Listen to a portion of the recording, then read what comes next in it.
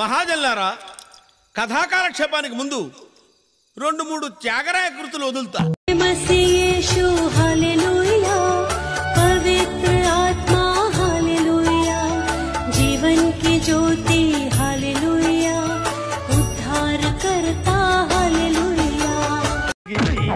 ఈ ప్రొడ్యూసర్ని డైరెక్టర్ని మోసం చేసిన నన్ను కూడా మోసం చేద్దాం అనుకుంటున్నావు ఏంట్రా? నేనేం చేశాను సార్?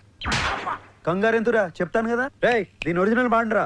గంగణపతయే నమో నమః, శ్రీ సిద్ధి వినాయక నమో నమః. ధ్యానించి నీ పవిత్ర జన్మ ఇదేంట్రా అయితే మీరేల స్తోత్ర. ఎన్ని దారుణాలు సార్. ఓకే, సెకండ్ అండి. నేను ఒక ఏఎన్ఎం గా జాబ్ చేస్తున్నాను. నా శాలరీ 60,000 అనమాట.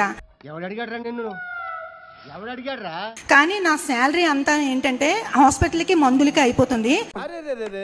పెద్ద సమస్య వచ్చి పడిందే, ఇప్పుడు ఏం చేద్దాం? చేతపడడం వల్ల మా ఆయన గారు నా కూతురు కూడా చనిపోయారు. సరిపోయింది. హీరో విలన్ కొట్టుకుని కామెడీని చంపేసినట్టు నా మీద పడతారేంటి? కానీ వాళ్ళు అలా చనిపోయారన్న విషయం నాకు తెలియలేదండి. అబ్బా, ఏం వాడకవయ్యా అబ్బో. అప్పుడు లైవ్ లోనే నేను చాలా డేకురుకుంటూ వెళ్ళేదాన్ని అనమాట. అంటే ఏంటి బాబా అన్న, ఇంకోసారి అన్న. నేను చాలా డేకురుకుంటూ సరిగ్గా ఫుడ్ ఉండేది కాదు. మీ కష్టం పగవాడికి కూడా రాకూడదు గురుగారు. మరేరా అలాంటి బాధలు అనమాట. Kidney problem, lungs problem, heart problem, brain problem, nervous problem, mental disability treatment తీసుకునేదాన్ని. ఊపిరితిత్తులు 2 పాడైపోయాయి. తర్వాత ఏమో జాయింట్ పెయిన్స్, ఆర్థరైటిస్. ఎలాంటిదంటే సీరో నెగిటివ్ ఆర్థరైటిస్ అనమాట. నేను ఇప్పుడు ఇలా ఉన్నాను కానండి, 120 kgs బరువు అనమాట. చెప్పు. ఇంతకు 3 ఇంతల లావుగా నేను ఉండేదాన్ని, నేను వాడే మెడిసిన్స్ వల్ల. నేను మరీ అంత ఎదవలా కనపడుతున్నానా? ఓ మాదిరిగా కూడా కనపడలేదా? ఆ రోజు అర్ధరాత్రి ప్రార్థనలోని డాడీ గారు ప్రార్థన చేస్తున్నప్పుడు మీరేంటో మీ విధానాలు ఏంటో ఇప్పటికి నాకు అర్థం అవరో బాబు. డాడీ గారు ప్రార్థన చేస్తున్నప్పుడు, మీ దగ్గర ఉన్న ఏ ఆయిల్ అయినా పర్వాలేదు, మీ ఆయిల్ మీ ప్రార్థన చేతుల మీద తీసుకోండి. ఏ యొక్క వస్త్రం మీ దగ్గర ఉన్నా పర్వాలేదు, ఒక వస్త్రం, కొత్త వస్త్రం తీసుకొని మీరు ప్రార్థన చేసుకోండి. నేను ఇప్పుడు ప్రార్థన చేస్తుండగా మీరు స్వస్థత పొందుతారంటే నేను నమ్మలేకపోయానండి. ఆ రోజు నైట్ డాడీ మాటకి లోబడి నేను అలా చేసినప్పుడు అండి, ఆ రోజు నైటే చిన్నప్పటి నుంచి నేను 30 సంవత్సరాలుగా పరిగెత్తలేని దాన్ని ఇల్లంతా నేను పరిగెత్తడం ప్రారంభించానండి. Flash back. ఆ రోజు నైట్ డాడీ మాటకి లోబడి నేను అలా చేసినప్పుడు అండి, ఆ రోజు నైటే చూసేసాను. ఈ జన్మకి చాలు, నేను పోతానన్నయ్య, నేను పోతాను, నాకు ఇది వద్దన్నయ్య, నేను పోతాను.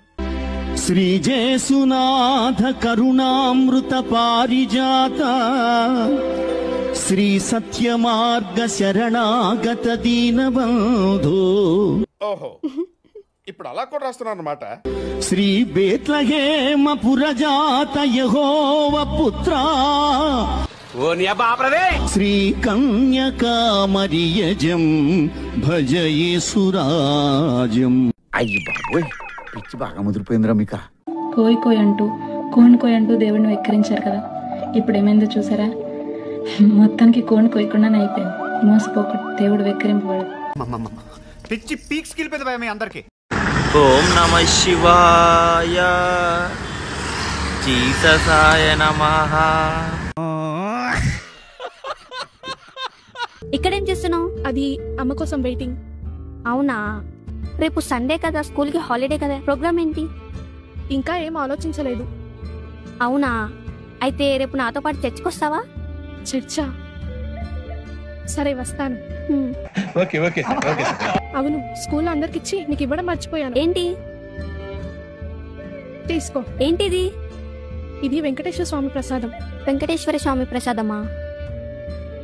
నాకొద్దు. చూసారా సార్ డబుల్ యాక్షన్? ఎందుకొద్దు? మేము దేవుడిని నమ్ముకున్నాం. ఇది కూడా దేవుడి ప్రసాదమే. Radha 550 steel TMT.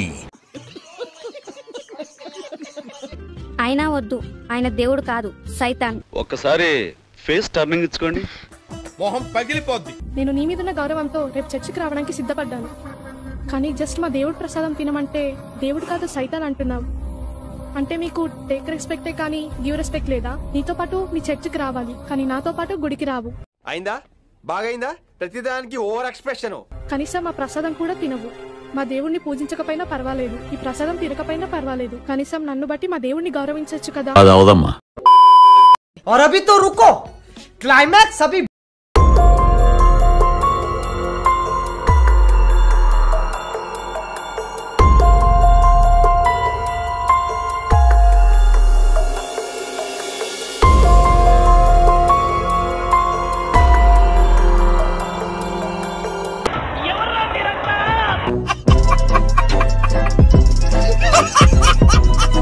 ఇక్కడ ఒకటి పీకు.